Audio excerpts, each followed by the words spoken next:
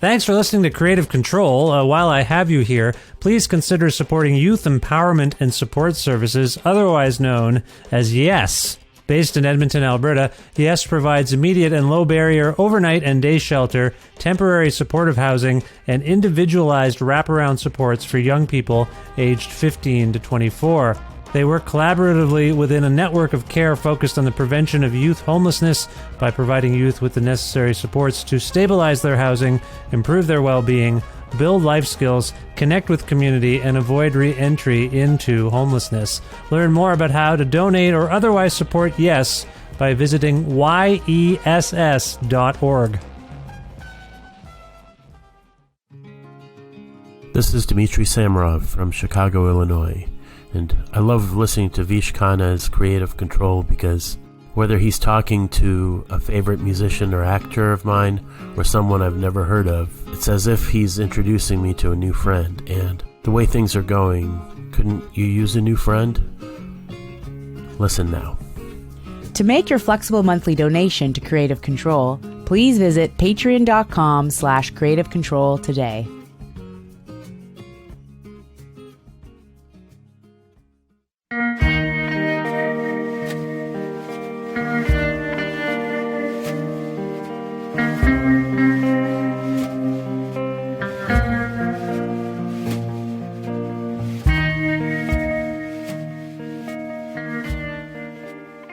Douglas McCombs and Charles Rumbach are each gifted musicians who call Chicago, Illinois, home. A renowned bassist and electric guitarist, McCombs is a core or performing member in bands like Tortoise, 11th Dream Day, Brokeback, The Sea and Cake, and he has recently begun performing on his own. Primarily a drummer, Rumbach is also a respected solo artist who has collaborated with the likes of Bill McKay, Riley Walker, Azita, and Jim Baker, among many others.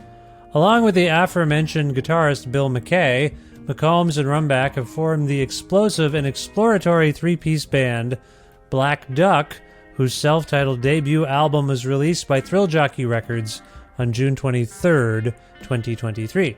As such, Douglas and Charles joined me for a fun conversation about things like jazz and punk and freedom, the kinship between Slint and Tortoise, the Chicago music community and its openness, why some of the most influential drummers in the world are hip-hop producers like Jay Dilla, improvisation and composition in music, working with the producer John Hughes III, neighborhood backyards during a pandemic, a gig with Cheap Trick, upcoming Black Duck shows, a Tortoise album update, other future plans, and much more.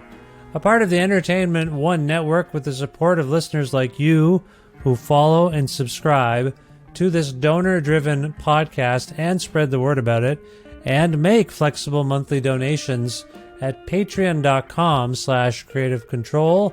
That is the primary source of revenue for all the work that goes into this show. So thank you if you already are donating to this show or are contemplating it, like more than usual. You're listening to me and you're really seriously thinking about donating to the show and to me at patreon.com/creativecontrol. Thanks again for doing that. Plus in-kind support from Pizza Trocadero, The Bookshelf, and Planet Bean Coffee, respectively, in the wonderful town of Guelph, Ontario, and Grandad's Donuts in the also wonderful town or city of Hamilton, Ontario. This is episode 786 of Creative Control, featuring the lovely and talented Douglas McCombs and Charles Rumbach of Black Duck, with your host, me, Vish Khanna.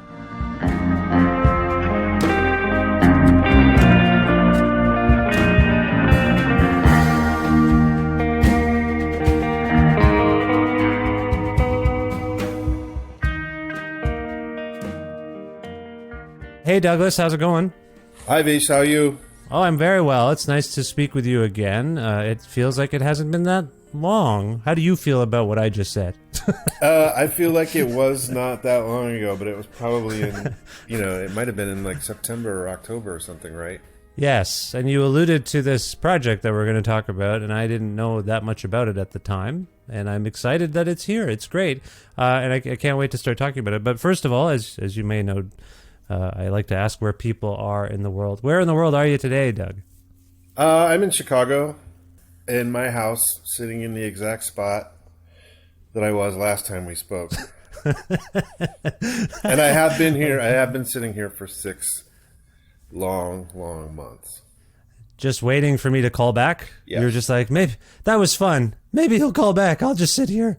No, that's that's good. You have hit the road and things since we last spoke, I think. Is that correct? Yeah, I was touring. I was touring most of the spring. I did some stuff with Chris Forsyth and Meg Baird and Tortoise. Yeah. And how was all that? It was all really good. Nice. Hey, did you know Meg Baird was on the show? Oh, I did notice that, yes.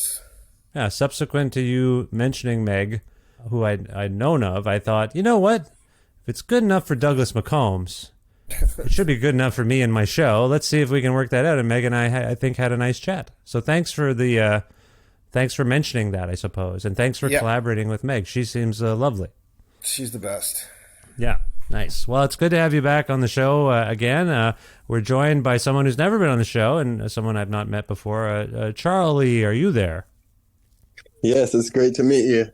Great to meet you, too. Where in the world are you? I'm in Chicago as well. I'm on the south side, down in South Shore. Nice. For people listening around the world, why that distinction? Where are you distinguishing between where you are and where Douglas might be? Well, yeah, I guess so. I guess we are south side and north side, but yeah. Yeah. How long have you lived there? I've been here for a few years now, 3 or 4 years, 3 years. I see. Nice. Yeah. And are you from Chicago? I'm from Kansas originally, but I've been living in Chicago since 2001, so I feel nice. like I'm a Chicagoan. Oh, absolutely. 2001. You've put your time in. That's true. Yeah. The south side of Chicago is a fabled place, in the context of music and culture. Is it as magical as we have been led to believe, or I don't know? You know what I'm getting at there? Yeah, perception? it is. Yeah. And there's still like a lot of that there. I think the venues and things, like the rest of the city, the north side's no different in the sense that the venues change and the styles that were once dominant, blues and things like that people associate with the south side is still around big time. Yeah. But there's other stuff too now, so. Yeah. Well, that's cool. And again, Charlie, I don't know you as well. Your entry point into sort of, you mentioned the blues. If you were like to associate yourself with a particular genre expression, if you will, I know that can be reductive, but what's your background exactly? What kind of musical forms did you first explore? Yeah, I think a lot of the stuff that I got into at a young age was jazz. And I, studied jazz and kind of learned how to play and approach music through that direction. I don't really think of it like genres necessarily now. When we make music, we just play whatever feels right. But yeah, I guess people would associate me probably with the jazz world. Yeah, when I think of jazz, it's like a way of being, not like a way of playing. Does that make any sense to you? Mm-hmm. Yeah, definitely. I almost think of it sometimes like there's like certain musical, it's almost like a musical morality. Like there's certain things that has to be coming from the right place, or you know what I mean? Like certain things like that it is spiritual in that way. Yeah, that's how I think of it. I think of punk the same way, if that makes sense. I know people have their perceptions, but to me it's a lot of freedom. It's a lot of it's funny because I don't relate to the punk world so much, but I do like punk. The punk rock ethics is something that I always think about. It's cool. I think the last time Douglas was on, we got into this a little bit. His exploration of freedom as a young person. And Douglas, do you remember what we were talking about? Just sort of discovering kind of underground music and realizing it could be kind of anything. It didn't have to be any one thing. Does that resonate with you as well? Yeah, for sure. I mean, it was like my entry, in quotes, punk rock was my entry into like discovering adventurous music. And to me, it was very much like a type of expression of freedom, I guess, more than like a genre or a style of playing. So I discovered a lot of things around that time in the late 70s that a lot of people, I don't, maybe wouldn't consider punk, but it was all part of the same movement. It was all part of a similar movement of things changing at the time. Yeah. And as I recall, and I don't mean to rehash our recent conversation completely, but as I recall, your entry point into Chicago also opened you up to the notion that music and freedom were intertwined, and it could be kind of anything. Is that about right? Yeah. Yeah. Mm-hmm. Yeah. And I mean, I wanted to move to Chicago out of high school so that I could be around that stuff, and I discovered lots of stuff moving here. Chicago opened my eyes to many, many things. Yeah. So a similar way there, Charles, like you moved to Chicago from Kansas. Chicago, I mentioned the South Side having a bit of a legendary status there.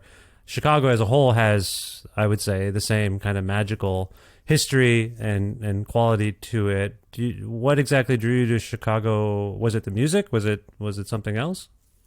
No, it was definitely the music. And I live on the South Side now, but it wasn't even necessarily the South Side music that drew me here. I mean, just the whole city, and specifically like a lot of the scene that, like Doug was involved in. I mean, I remember, honestly, even before I met Doug, when I was like 18, I saw Tortoise play in Lawrence, Kansas. Let's see, was I 18? No, I was like 20 because my brother was 18. It was his 18th birthday, and I took him to see Tortoise, and I got sick. And the guys saw me get sick, and they wouldn't let me in. They thought I was drunk, and I wasn't drunk. I just got sick.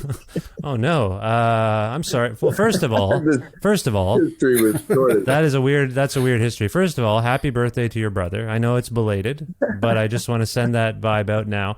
Secondly, what was it? Food poisoning? Why were you all of a sudden getting sick? I don't know. Oh. I don't know.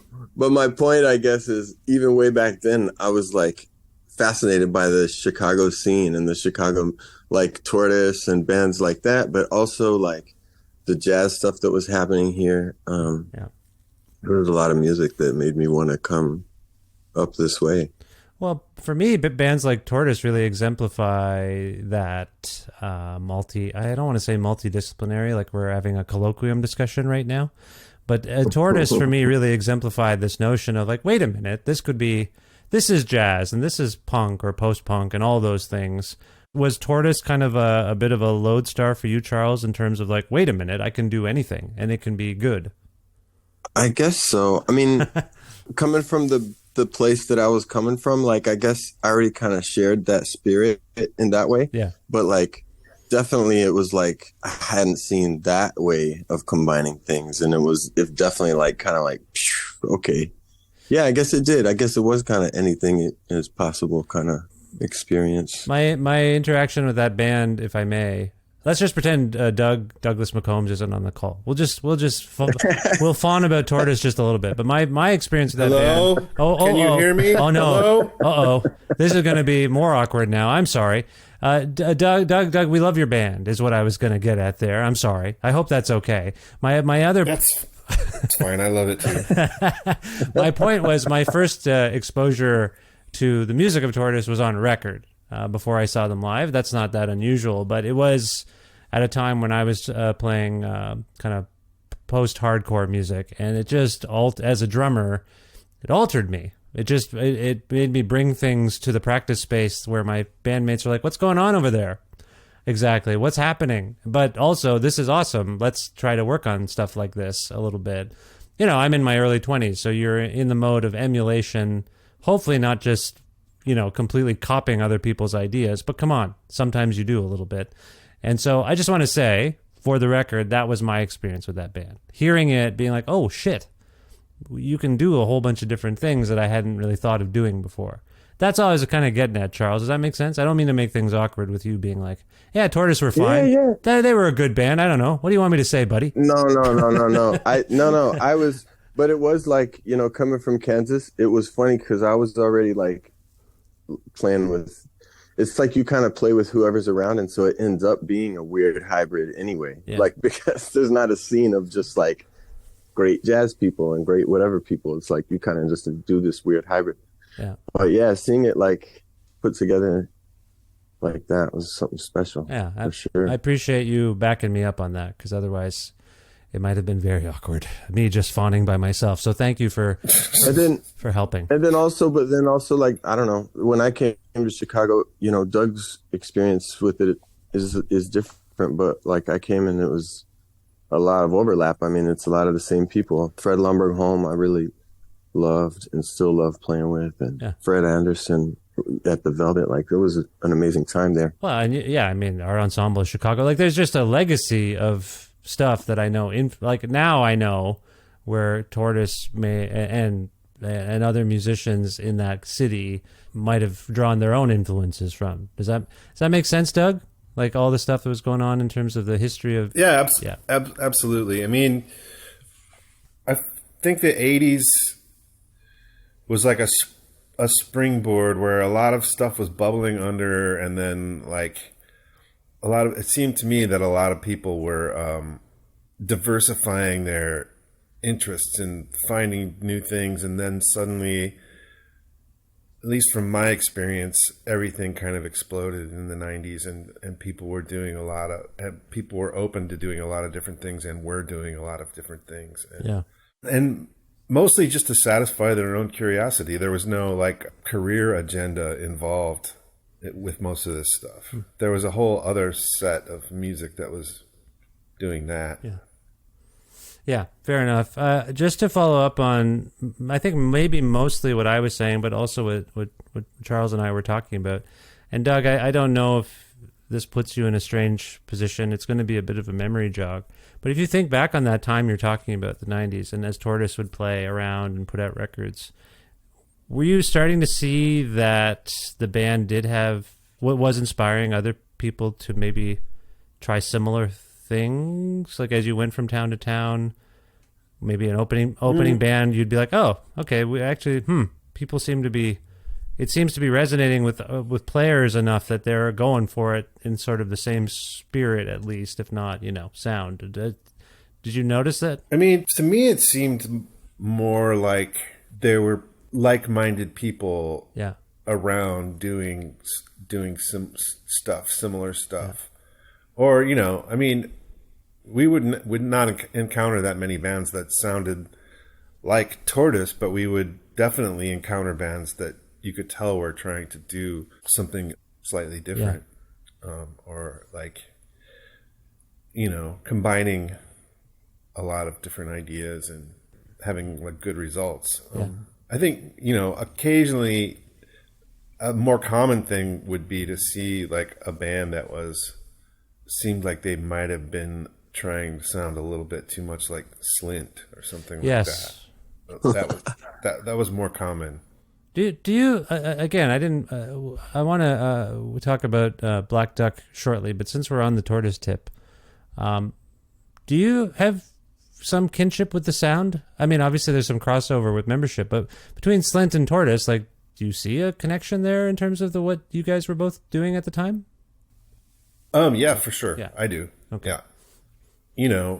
First of all, we all knew each other going back into the 80s, or most of us knew each other. At least I knew a couple of the members of Slint, and McIntyre for sure did, and Bundy. Mm-hmm. And I don't know, there was like a certain commonality there. I mean, it was definitely more like a tandem sort of thing, like not like a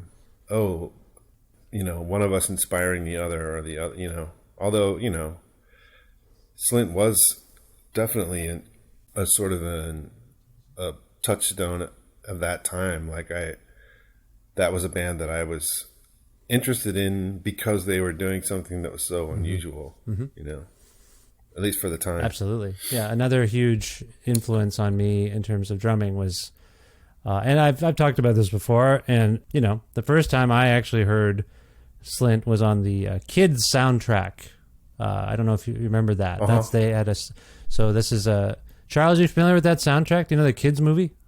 I remember the movie. I don't remember the soundtrack. So it was commandeered by Lou Barlow and Jonathan Davis, from the Folk Implosion, and they did a soundtrack, and it had a bunch of Daniel Johnston songs on it, and a bunch of their own songs on it, and in fact one of their big singles there, But at the end of the record, I believe they put on "Good Morning, Captain," and it's the first time I heard it. And the drumming again, I immediately went and got the whole record because that's what I did at the time.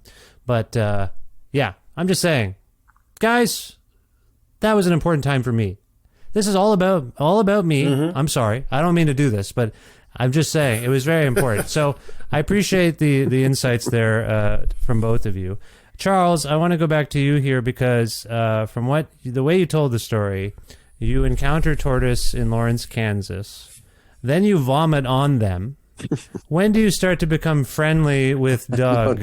And let's get to where this friendship started. Can you go back and tell me how that happened? Again, obviously he had to clean the vomit off of himself. And then what happened? Then I waited 10 years. 10 years later, I dared show my face again to be in a Zeta's band. Oh, right. Tour. Okay. We did a tour with the Zeta. Nice. Probably like when, Doug, 2012? I think it was earlier than that. Earlier than that? I think it was a lot earlier than that, but I could be mistaken. I'm not sure either. It was a long time ago. It was at least 10 years, if not 12 or 13 years ago. Oh, okay. Mm-hmm. That's my recollection. Azita and I have also become a little bit friendly. Azita's been on the show, and so I'm a big fan. That's great. That's how you collaborated in that capacity? Is that what you're saying, Charles? I think that's the first time we ever played together, yeah. Right. Yeah. Okay. And then subsequent to that, did you play more together, Doug, or did it take some time? Well, I think after that, first of all, I knew Charles before the Azita band, but playing with Azita was the first time I played with him. Mm-hmm. Right. And after that tour, I think or at least I did, we mentioned to each other we should play some more sometime. That was it. And then that kind of dangled for a while. Yeah. So when you say a while, can you put a sort of time frame on that? Well, I'm trying to I don't remember exactly when Charles and I began this endeavor, but the beginnings of this were Charles and I playing together a couple times, trying to I had specifically wanted to do something that was kind of improvised and asked Charles if he wanted to start to work on it, and we got together. I don't know when that was. Was that 2015 or something? That sounds about right. Something like that. Yeah. And we only played a few times probably before we played with Bill. Yeah. Oh, did you actually, Charles, did you guys play shows as a duo? I don't think we did any shows, did we, Doug? No, we did a show later as a duo, but no. We played a few times in the rehearsal space, and then we were just brainstorming about what direction we could take it, and Charles had mentioned trying to play with Bill. Oh, okay. That's cool. what we did. I want to get to the Bill dynamic in a moment. Charles, Doug's been on the show a couple times, and last time we did a pretty deep dive into kind of his musical origin story, if you will, how he came to start playing music. I'd like to offer you the same opportunity to talk about this, because Doug obviously knows you well. When someone says, I think we should get together and play, and then maybe it's unspoken, but you begin by improvising, Doug knows something about your background that I, in this context, currently do not exactly know. Can you talk a little bit about how you got into playing as a musician, as a fan, and maybe your trajectory, and maybe even how you oscillate between composition and improvisation? I know that's a lot of stuff to talk about, but can you take us into the world of Charles and let us know how you got here? Yeah, sure. I got interested playing, probably, I don't know, pretty young. I got more serious about it probably 7th or 8th grade. I started playing the drums a lot, and then I actually started playing with these guys in my hometown that were a little bit, I was probably 14 at the time, and they were, in their 20s, and the leader of the band was in his 40s. Mm-hmm. And we had a Sunday night gig every Sunday night at this bar from 10 to 2 for years, for 4 years. I feel really lucky looking back on that because I kind of like learned how to, play seriously. But whatever. So then I moved away from my hometown. I moved to Chicago in 2001 to go to school to study jazz composition at the university here. But I was interested in playing with people, and I think when I first started to actually cross worlds with kind of Doug's community of people, it was because I happened to be going to school with a guy who was also going to school at the conservatory named Jeremy Jacobson, the lonesome organist, and he was on Thrill Jockey. Oh yeah, yeah. And he asked me to. I saw the lonesome organist open for Pavement once. Oh, okay. Yeah, so he was quite remarkable. So we were in college together at the same time, and he asked me to play with him. Like he did a show for the Thrill Jockey 15-year anniversary, and so then I met some different people that I think Then I started working with people like Matt Lux. I met there, and I met everybody in Caliphone. I met all the like a whole bunch of people that were around at that time. It's probably when I met you, Doug. Maybe. I don't know. Yeah. But, then it's just we start collaborating and we kind of get familiar with each other's work. And mine kind of tended to cross over into the jazz world. And I was doing with this band called Colorless. It was me and the saxophonist Charles Gorzinski. We used to play at the Velvet Lounge a lot. And, I don't know. There was so many things that we were all doing at the time. It was just like constantly crossing over and seeing each other play. So, yeah. So you mentioned you started playing drums around grade 7 or 8, I think is what you said. Do you know what inspired you at that time? Were you listening to things in particular that prompted you to think, I want to try that? When I was young, when I first started playing the drums, I was just wanted to kind of learn how to play beats that I heard like on the songs that I was hearing at the time, like, 90s R&B or hip hop beats that I thought were cool and interesting. And so then when I was playing in like the drum line and things like that at school, we would copy those kinds of beats. That was a good introduction for me to just kind of learn by ear. But, but I mean, once you start playing, you get interested in 1,000 different things. So, do you think as a drummer, sometimes every once in a while, if it comes up that I have played drums, people say, well, who are your influences? And, I will cite the various drumming dudes in Tortoise or other bands that mean a lot to me. But every once in a while, if I think of it, I go, and like one of my biggest influences as a drummer is DJ Shadow's Introducing. And people say, what do you mean? I'm like, that stuff, Tribe Called Quest or whatever, there's just certain bands where the drumming or the beats have totally inspired my drumming as a, which I think some people, it's been years since I think it raised an eyebrow. I think it's probably understood that would make sense now. But you alluded to this too, I think, that some sort of hip hop influences in your playing. Do you think that's a bit underrated, the notion that hip hop music might inspire people to play drums a certain way? I mean, that doesn't seem like that seems like an idea that most people, I think, would be on board with. I know the year is 2023, and I may be talking about 1997. I'm sorry, but no, I don't know. I mean, I also don't really. I just think of it as like it's language. It's like whatever's around us is what really is going to influence us.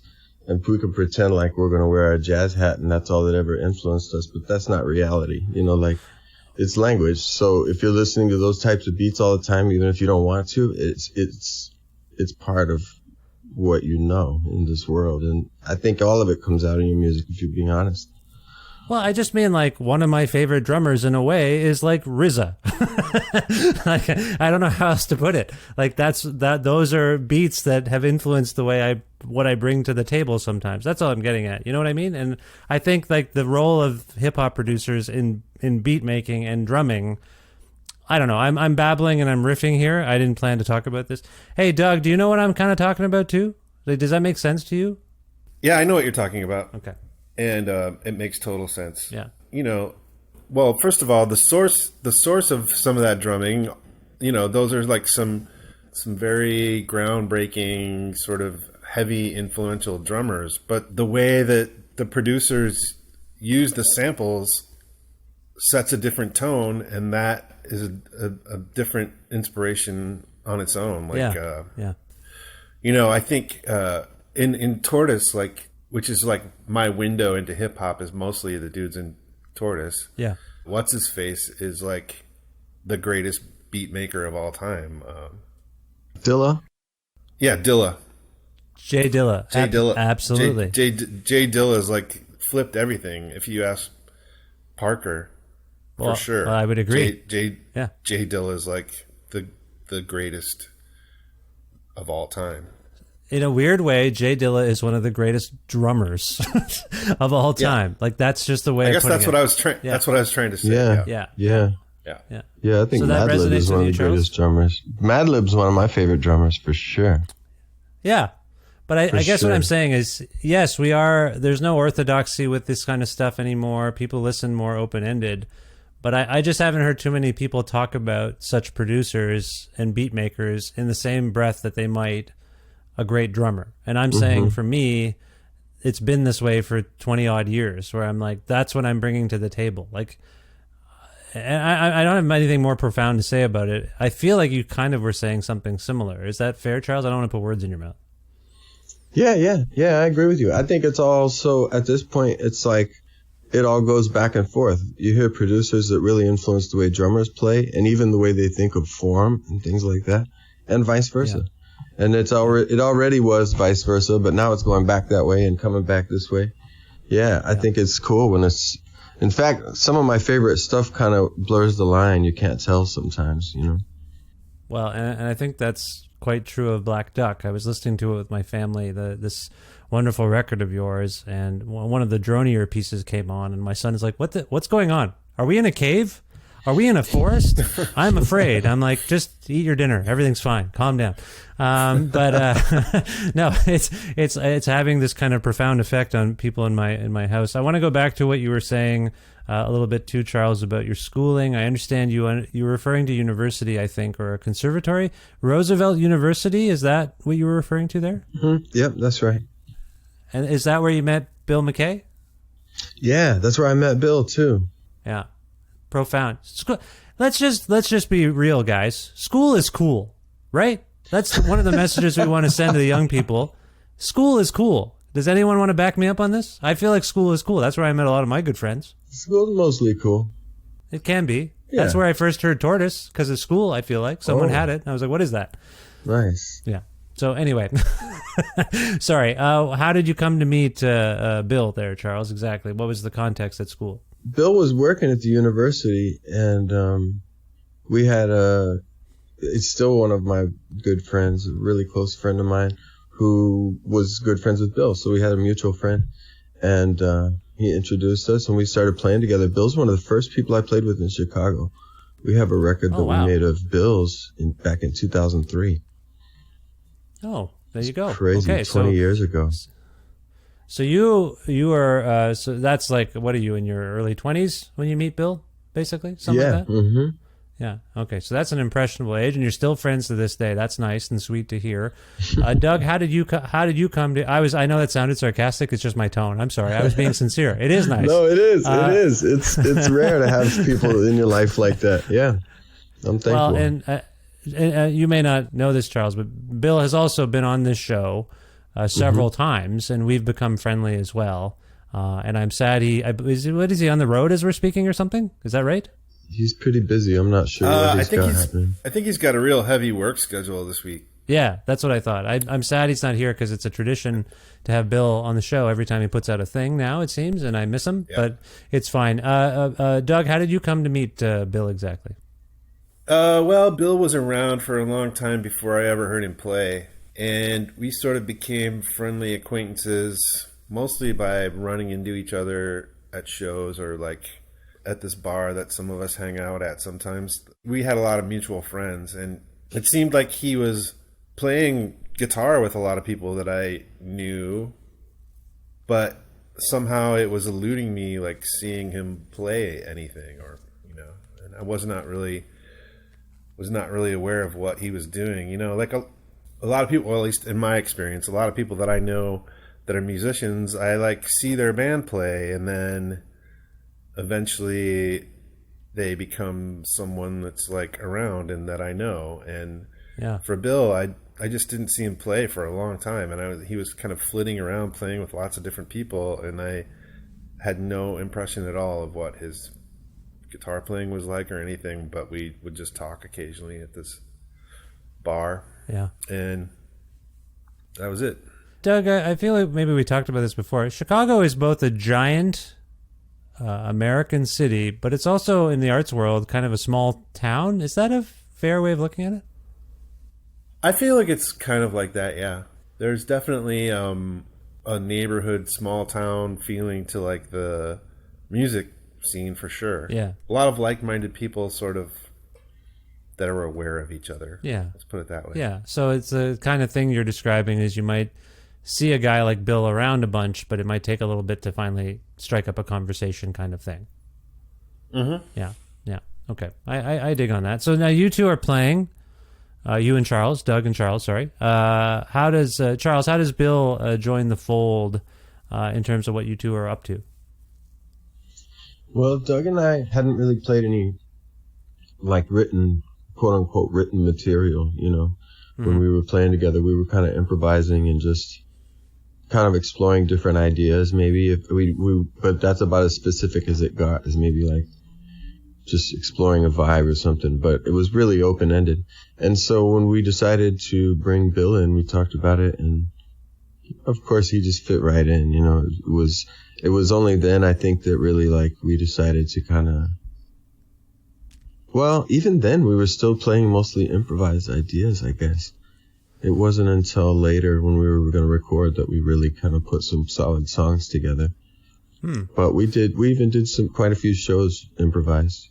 So, I mean, we did like probably 3 years worth of shows without a single composition. yeah, was it that long? Because- 2 years, yeah. Because that's what we were approaching the group as, like this improvised thing, and we were basically trying to develop that mostly by not practicing ever, just kind of like getting gigs and doing them.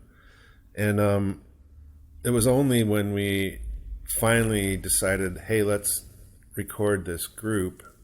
What if each one of us also like wrote a song? Right. So Right.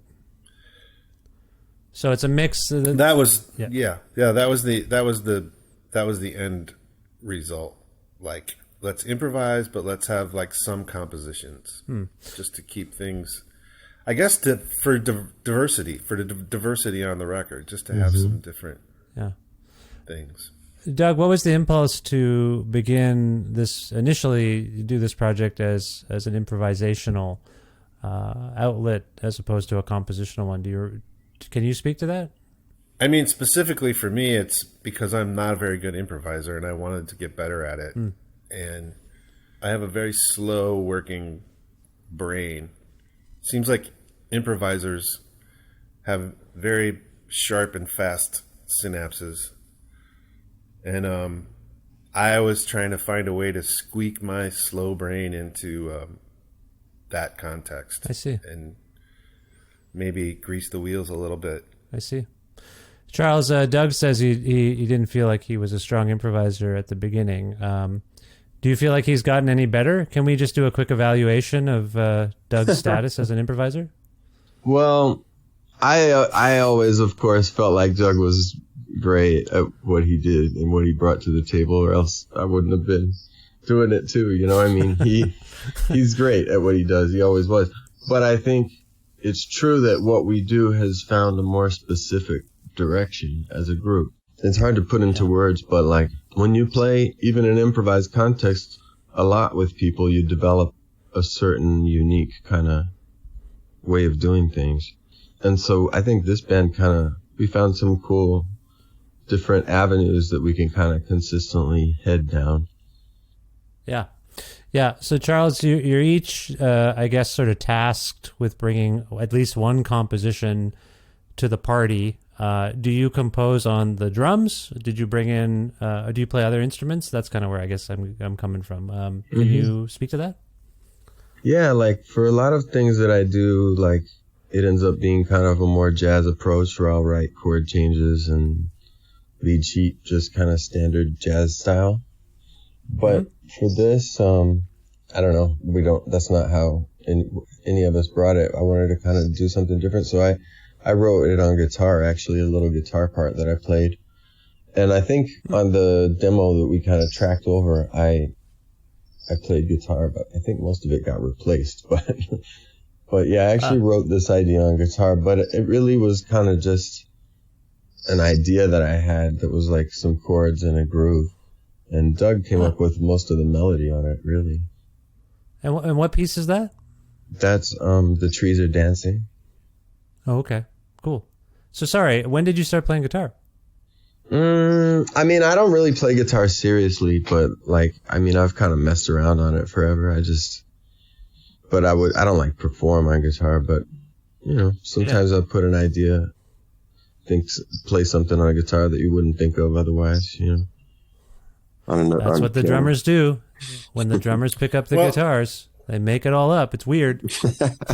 I mean, I would add in this particular context, the thing that Charles brought to the group is composed in the way that you were talking about earlier with like hip hop producers, where his sort of guitar and drum demo that was this kind of looped thing had like a really particular pocket to it.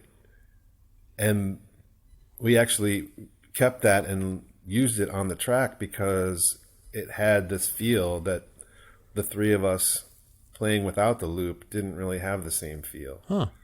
So, I mean, when Charles mentioned, you know, that maybe I wrote a couple, like the melody for the tune, I think the real composition part of the tune and the way that the song feels is like in his initial demo thing. Like that relates directly to like the hip hop producer thing to me. That's fascinating to me. Charles, I don't know if you've had this discussion. If this is news to you, Doug's take on it, what do you make of that? No, that's cool. I hadn't thought of it exactly like that, but it's true. And really, in that sense, it was a collaboration with the producer. It was a collaboration with John Hughes, who recorded it and mixed it. Yeah, that's right. Yeah.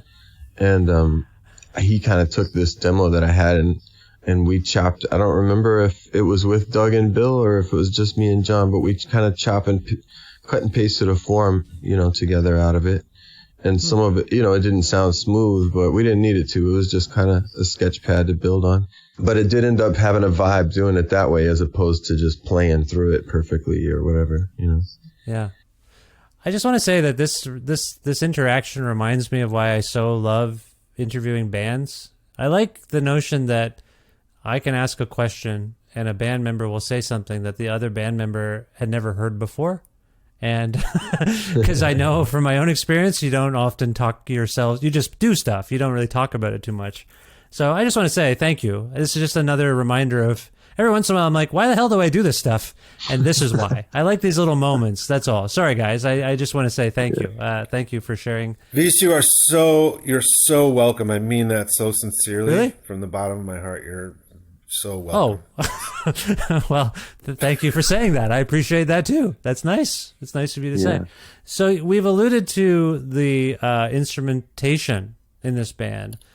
Doug, can you speak to why the two guitar drums formation in this case? Not a bass, I guess, is one of the maybe the subtext of what I'm asking. But why two guitars and drums in this formation? I mean, for me specifically, it was because I wanted to play guitar because that's an instrument that has more possibilities for me in an improvising context. Yeah. And it was also because it was during a period of time where I was focusing on guitar and trying to get better on guitar. And that's just how it ended up. And it also makes us think of things in a different way than, you know, like, so initially I was playing with Charles and we were trying to squeak out some ideas. And when we decided to ask Bill to come in, it seemed to set a certain tone for what we're doing, like not having a bass player. And for me and Bill to sort of alternate between maybe trying to fulfill that role a little bit on our guitars or whatever. Yeah. You know? Yeah. Yeah. Charles, I mean, traditionally a rhythm section is bass and drums. Without the bass, you are the rhythm section ostensibly, with some rhythm guitar as well, I suppose. But is it odd for you to play without a bass player in any way? You know, sometimes when you're playing without a bass player, you feel like sometimes you can feel like you're having to pull a train or something, you know, but yeah. But playing with both Doug and Bill, like, even though like Doug, I guess being maybe because he's a bass player also, like his playing just never loses momentum. It's always got a groove to it and it's always moving.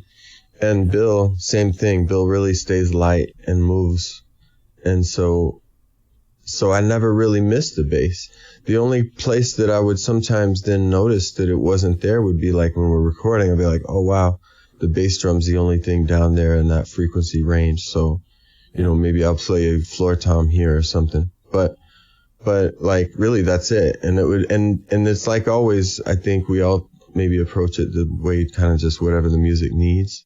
Yeah. And so it's like the music seems complete, so we don't feel the need. I think probably there was a track or two on the record. I think my song, Doug played a little bass.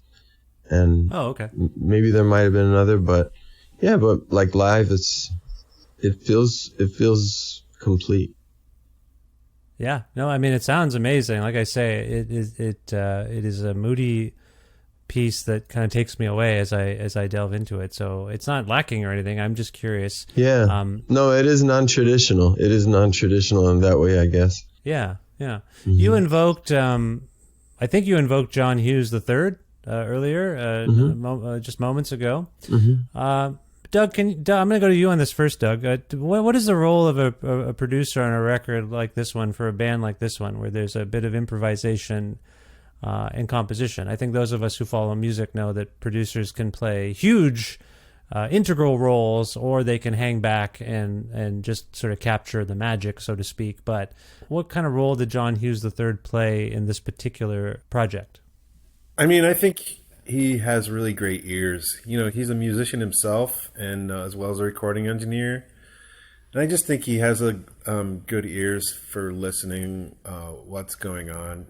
I mean, when we decided to make this record, we were kind of like thinking about budget and the future and like what we could afford to spend on this record. And we really were thinking maybe we can just do this, since we're an improvising group, we'll just do this like guerrilla style and just spit it out in 3 days and have it done. Like 2 days playing and 1 day deciding what the record's going to be and mixing it. Mm-hmm.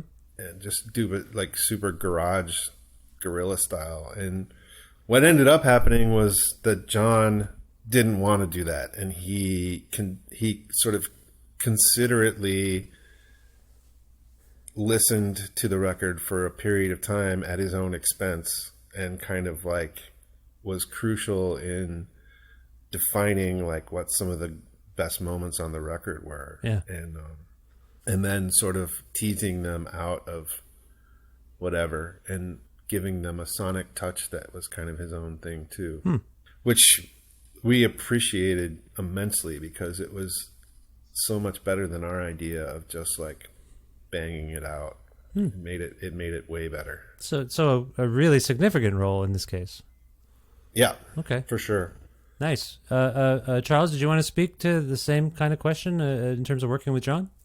Yeah, I mean, everything Doug said, John's really good at just making people feel comfortable in the studio, and you can just kind of instantly kind of get in the right headspace and get to it. Yeah.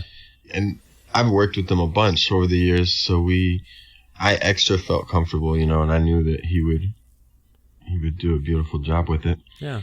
So, yeah, I don't know. That's it. I mean, he knows how to get a drum sound like nobody else, you know? Yeah. Yeah, no, I appreciate that. It sounds great. So I want to ask you, I want to talk about the sound of this record as a whole. There are, 8 songs I feel like this is a record of this time and this place in our history in terms of its mood and in terms of what it conjures for me. Charles, if you were in an interview and put on the spot to characterize the feeling of this record, this is a hypothetical, by the way. This might never happen to you. But let's just say you're in a position where someone asks you, like, can you kind of, in an umbrella way, an umbrella concept way, kind of capture what the sound or feeling of this record is? What would you say to someone who may hypothetically ask you a question like that? I would say that it's a record, like, musically, like we were talking about, it's coming from a lot of different places. We all come from slightly different backgrounds, but backgrounds that have overlap. Yeah. So it's coming from that, but then when you zoom out and talk about it in a bigger context of, like, this moment that we're in historically and all of that, yeah. All of that's a part of it too. So there's some like a lot of things maybe that couldn't even, maybe shouldn't fit together, but they're just there anyway. They're side by side, and that's what it is, because that's where we're at. I think the music has some of that in it, for sure. I don't think we were, like, necessarily aiming at that or something, but, like, it just inevitably comes into the music. Yeah. No, I appreciate that. Doug, similar question. Do you feel like this is capturing something about the kind of universal vibe that we're all experiencing? I don't know. I mean, my outlook on things is that everything is a reflection of everything else. Yeah. I don't know. Yeah. And that's about as far as I can go towards defining any given creative endeavor. It's just part of what's happening. Yeah. No, and that's fair. I think I asked a question of this of an instrumental band in particular. These songwriters with their words, they can kind of try to articulate a bunch of feelings and stuff, and you're like, okay, I get it. But with an instrumental band, it's a bit trickier. Like anyway, it's hard. It's impossible maybe to even answer. Of course, it's of this time and place. Of course, but yeah. But it is a good question. And in some ways, there are. I think one specific example is Doug's tune of the Lit Backyards. Mm-hmm. I didn't know. This is another example. You talking about how you didn't kind of know something until you read an interview about your bandmate. But like Doug, when I didn't realize that title was. I'll let you talk about it, but it was referencing a very specific moment in time. Like when everybody was hanging in their yards, right? That is true. The Lit Backyards was a reference to early in the pandemic, and that was one of the first songs that I wrote when I was sitting at home for a year and a half by myself writing music. Mm-hmm. And that was a reference to, eventually people were trying to, personalize and convert their living spaces to, so they could socialize with and be safe at the same time. Yeah. So a lot of people have backyard situations in my neighborhood. And after about 3 or 4 months of the pandemic, I could look out my back window of my house and see every backyard on both sides of our alley, up and down the entire block, were all lit up at night, and converted into like sort of safe socializing areas. And previously that had not been the case. I want to say that it's really heartening to hear that explanation of that song, because I think what you're kind of getting at is the surreal optimism that looking out your window maybe gives to you. Like, people are figuring out a way around this to still gather, but what the hell? Like, it's so weird, and it's both beautiful and bleak on some level, I guess, is where I'm coming from. That's definitely part of the feeling of that tune, was like hopeful and bleak at the same time. Well, you know why I asked, or why I brought that up, or why I sort of described it as such, is because for me, when I hear it, it sounds a bit like a demented version of that song "When You're Smiling." When you're smiling, the whole world smiles with you. Oh yeah. Like the phrasing is very similar to me every time it comes on. The like this descending melody. I can see it.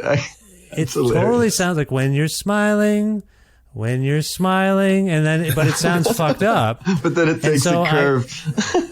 You know what I'm saying? Does that make sense? Yeah. So to now hear that you say it, yeah. And so then when I picture you looking at your window like, what the fuck?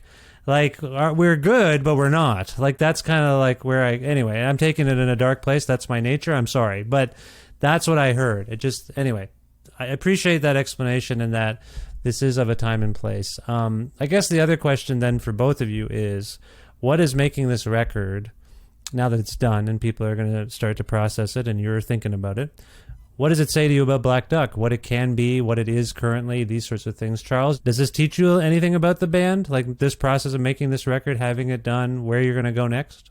Yeah, I guess so. I guess it's kind of like, I don't know. It'll be interesting to see where these next shows go because we have material that we use now that's more kind of composed material and improvised material. So it'll be interesting to see kind of the direction it takes. Yeah, who can predict the future exactly? Doug, do you have any take on what I'm asking? Like, does this... I mean, I think, I think the way forward for Black Duck is, or the thing I'm looking forward to is we are going to try and do like some little tours and see where that takes us. And the thing that I think will be interesting to me is to see how we develop playing together over some nights in a row, which we haven't really done that much before. Right. I think that may push the music forward a little bit. Right. Is, playing some nights in a row. Speaking of which, are there plans for touring live shows as we're speaking? Well, we have a record release show coming up in Chicago on June 30th, and then we're doing a warm-up gig before that. Or I shouldn't even put it that way, but we're playing a gig the night before that. It's not officially the record release show in Milwaukee, but I wouldn't characterize that as a warm-up gig. But it's just happening the night before the record release show in Chicago, and then we have a string of dates in September, which looks like it's going to be about 6 shows or so, and I think we're waiting to do that because sometimes it can be a real drag to tour during the summer. So we just pushed it until the fall, and we're going to go out and play some shows out east. It can be a drag to tour in the summer? Why is that? Well, for me it can be mostly because of the weather. Oh, it's too hot. Yeah, I can't stand driving around in a car in like 100-degree weather and then trying to pretend that I like standing around in a rock club that's not air conditioned, or like whatever. Wait a second, Doug. Last time you were on the show, weren't you talking about moving to Arizona, the driest, hottest place in the world? Yes, I was. Sorry. I'm just trying. I don't mean to catch you in a lie. This isn't a gotcha journalism moment. I just, I didn't realize. I mean,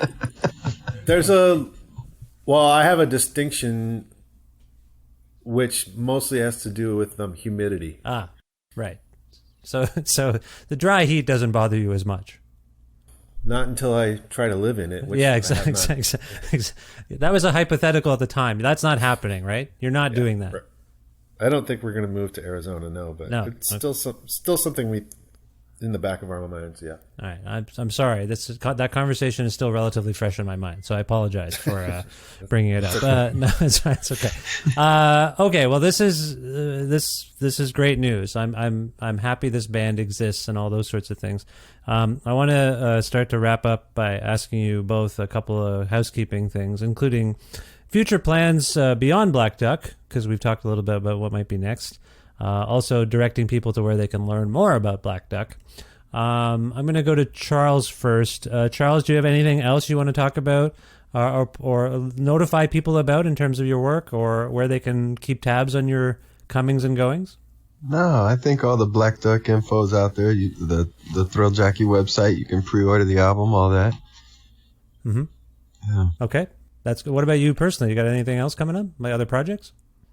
I've got another album with my trio with Jim Baker and John Tate that is in the works that hopefully will be coming out next year. Okay. Yeah, so that's what's is there next. like a label home for that at the moment? Astral Spirits. Oh, good. Great. Okay. So we can keep tabs on that.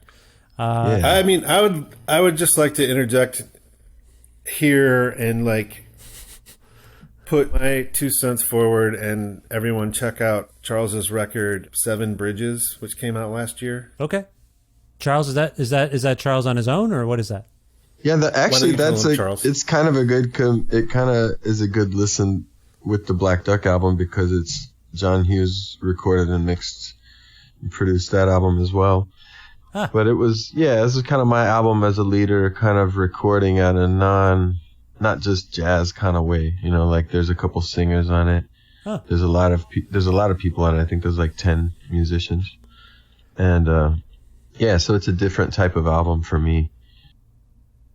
Well, I appreciate your modesty in not bringing it up, and we're lucky we have a great cheerleader in Douglas McCombs here to point people. It's a really great record. It's like it should be paid attention to. Is it on the Bandcamp or something? It's on my Bandcamp, yeah. It's on my personal Bandcamp. Don't be alarmed. But that's on Astral Spirits too, right? Yeah, it's on Astral Spirits as well. They put out my last few things. So there's a physical release as well? LP, yeah. Yeah, LP. Well, don't only. be alarmed. Don't be alarmed, Charles, if you get an email notification that one Vish Khanna has ordered your record. Okay. That's what's going to happen. As soon as we're done, I got a meeting to go to, but after that meeting, God damn it, I'm ordering that record right away because I believe in everything Doug says. So thank you. Thank you for plugging that, Doug. I appreciate it. Yeah, that's thanks, great. Doug. Yeah, no problem. Doug, similar question for you, Doug. Beyond this, anything coming up that you want to share with us at this point? I mean, I have a pretty busy summer in Chicago with like some of the usual suspects. I'm doing like solo gig, and 11th Dream Day has a gig, and Brokeback. Mm-hmm. Brokeback has a hilarious gig. Brokeback has been working on some new music, but we also were offered this show opening for Cheap Trick. Oh, wow. Which is going to be hilarious. That's great. Being completely ignored for half an hour. It will be very, very exciting. Are the Cheap Trick people fans of Brokeback? Well, they signed off on it. I think us doing the show was maybe the idea of the promoter, who's like sort of a cheerleader of Brokeback. But also, Rick Nielsen's son is drumming now in Cheap Trick. Oh, and he's younger. Oh, I see. He's like younger. He's younger than me. I think he's aware and hip to stuff that's happening in Chicago. So, cool. He might have had something to do with that too. I don't know, but that's great. Yeah, there's that. And what did I mention anything else? Oh, I mentioned 11th Dream Day's playing a show. The Black Duck record release show is June 30th. Yeah. And then at the end of July, I am doing something that I'm really excited about, which might be slightly under the radar, but like a really, really close friend of mine made an album over the pandemic that is finally being released. And he lives in LA, and he's put together a band in LA to do a record release show and a band in Chicago to do a record release show. So I'm playing that. Oh. And I'm excited about that. His release is under the name Coffin Prick. Coffin Prick. That sounds familiar to me. It's this really, really, really incredible, weird, awesome album that is completely played by him alone, sitting in his apartment during the pandemic. Which to me was like inspiring and also, I don't know, kind of made me a little queasy. But it's like, I don't know. I would like to plug his album if I can because it's incredible. Would we know Coffin Prick under any other name? Well, he had a band he had a band when he still lived in Chicago that was more of like a punk band called Coffin Pricks. Oh, okay, yeah, that's why it maybe sounds familiar. Yeah. And he has retained that name because the Coffin Pricks punk band was sort of his baby. And he now made this album under the name Coffin Prick, and it's just him. And it's this incredibly weird and deep, awesome music played by one person sitting alone in his apartment. Okay.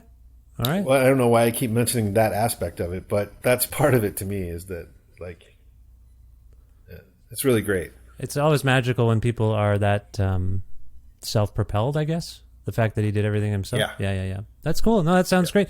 That 11-3, and I'll keep an eye out for that. I'm not making any Bandcamp promises yet on that one because it's not out yet, but I'll keep an eye on that. I'll try and check that out for sure, and I hope other people do as well. You alluded to 11th Dream Day. Are you playing a festival with Superchunk? Is that what you're talking about? Yeah, there's a thing in Chicago called, what's it called? I don't. Squared. Yeah, Four Squared or something like that. Yeah. Charles, do you know what it's called? Squared. Square Roots. Square Roots. That's Yeah. it. It's this festival that happens every year in the Lincoln Square neighborhood, and it's sort of subsidized or booked or partially promoted by the Old Town School of Folk Music. Oh, cool. I'm correct about that, right, Charles? Yeah, that's right. Yeah. So Yeah, it used to be their. It used to be their huge festival. It had a different name back in the day, but then they scaled it down to this, which it's not scaled down. It's just, well, I guess, you know what I'm talking about, Doug? The old one. I mean, was it like, in a big? They used to be in a big park or something, right? And Yeah, now it used it's to be in that huge more. park. Now it's more like a street fair. Oh, okay. With a Yeah, exactly. couple of- It's like the street couple festival. stages. I see. But yeah, there's some Yeah. interesting stuff on that. There's like X, which is one of my favorite bands of all time for sure. Yep. And Superchunk will be playing. That will be cool. And I wonder who their new. Then there- Have they announced who their new drummer is? Do we know? yeah, they have. I've seen like Instagram posts. I don't know her name, but they have a new drummer who's Oh. been Awesome. either filling in or replacing Worcester. Well, and John I don't- quit. John left the band, as I understand it. Oh, okay. Yeah. Well, I don't know her name. Oh, okay. Cool. But seems like it'll be cool. I don't know. It'd be great. And then there's an African band whose name escapes me that I'm really kind of interested in seeing. I don't know if I'm going to be able to see all this stuff. Because, Yeah. You know, who knows? There's different stages and Mm-hmm. different playing times and stuff like that. But Well, that's good. You got a full summer. Sounds like. yeah, 11th Dream Day is just coming off of like a sort of a career milestone where we played. This year is the 40th anniversary of the beginning of 11th Dream Day, and Oh wow, yeah. it's also the 40th anniversary of this venue in Chicago called the Metro. Mm-hmm. And we played 11th Dream Day played one of their Metro's like 40th anniversary shows just like a month ago. Oh, nice. And we did this career retrospective, super long, deep set list, and it was like really a blast. It was great. Oh, nice. That's great. I love that band as well. So that's lovely to hear. That's great. Cool. Well, that's great. Thanks for those updates. Oh, sorry. Any Tortoise stuff? Every time I talk to someone from Tortoise, you're working on a record. You're still working on the record. Any news on that front? Yep, we're still working on the record. Okay, cool. We have some tour dates coming up in November, Okay. and hopefully we'll be able to squeeze in another session on the record before those dates. It would be nice to continue the momentum Nice. because it's been pretty. Our recording sessions have been pretty productive, and we make some pretty big steps forward each time we get together. But it's hard to get our schedules together. So Yeah. Well, no, I appreciate that. And, we'll just be patient.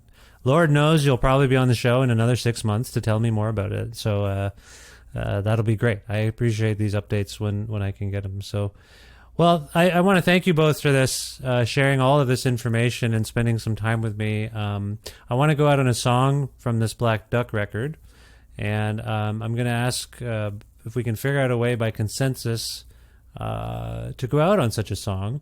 Charles, I'm going to go to you to make the choice, and if Doug agrees, then we're good. If Doug disagrees, we got a little problem. We got to figure that out. I don't know how we're going to figure this out.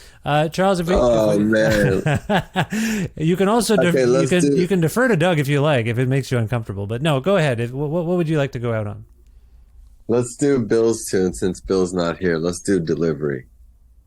Delivery. And is there anything you want to tell us about that? I don't know the story behind this one. This is for Bill. For the next time we're on, he'll talk about it. Doug, do you have any blanks for yourself? I appreciate that. Thank you, Charles. Doug, do you have any insights about Delivery or any memories of laying it down?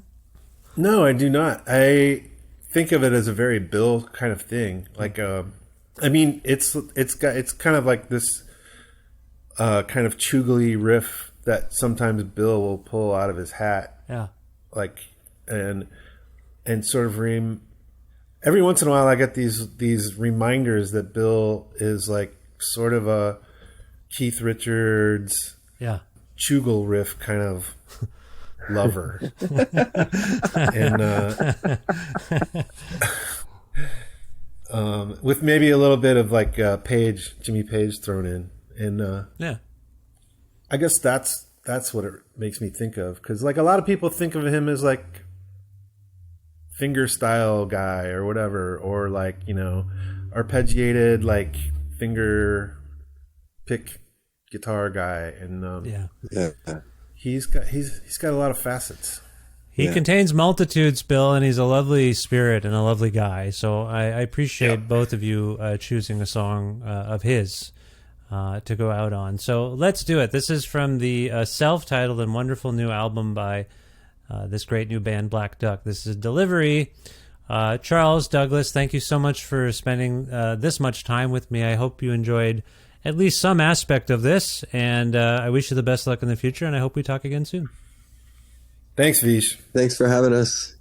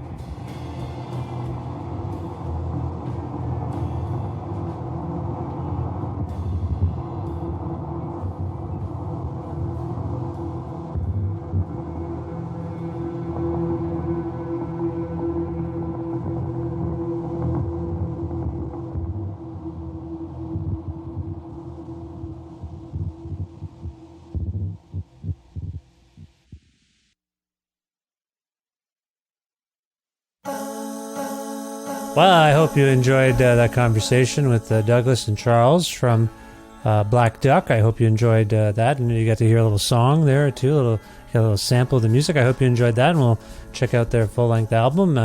And otherwise, thank you for listening to this, the 786th episode of Creative Control, which is part of the Entertainment One podcast network and is available just about wherever you get your podcasts. Sometimes it even sneaks back onto platforms that I had taken it off of. I've just discovered this, and I got to deal with that company now. And anyway, I digress. Just weird stuff happens sometimes. Anyway, if you can't find an episode of the show that you've heard about and you're looking for it, or if you want to learn more about me and sign up for my monthly newsletter, please visit vishkhanna.com. You can also like Creative Control on Facebook or follow the show on Twitter at the moment at Vish Creative, or you can follow me directly on Twitter and on Instagram at Vishkhanna.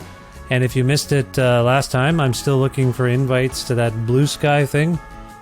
I don't know if it's better or what, but if you've got an extra invite, please send me a note and I'll try it out. That would be nice. Thank you. Also, please visit patreon.com/Creative Control to make a flexible monthly donation to sustain all the work that goes into this podcast.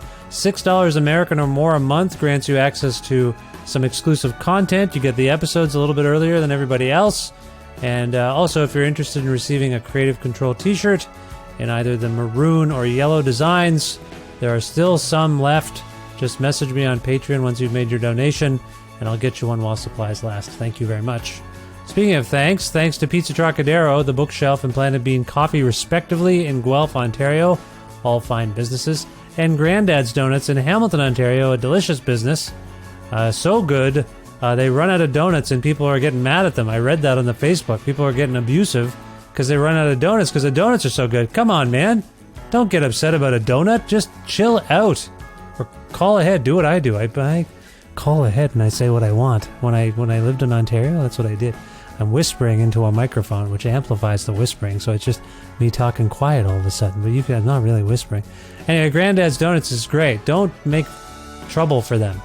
And they all of those places I just mentioned provide in-kind support for the show, so I thank them profusely. I also thank my dear friend Jim Guthrie, one of the people I first fell in love with Tortoise with. He lends me music for this show, and you can learn more about Jim at jimguthrie.org. And finally, thank you so much for listening to this episode covering the exploits of Black Duck. I hope you will check out their album in its entirety. It's out now on Thrill Jockey. And I hope you'll subscribe to this podcast or follow it and tell all your friends about it. Spread the word about how much you like Creative Control. That means a lot. Otherwise, I gotta go. My kids want me to play a video game with them, and I'm not good at it, but I'm gonna give it my all. I'll talk to you soon. Bye for now.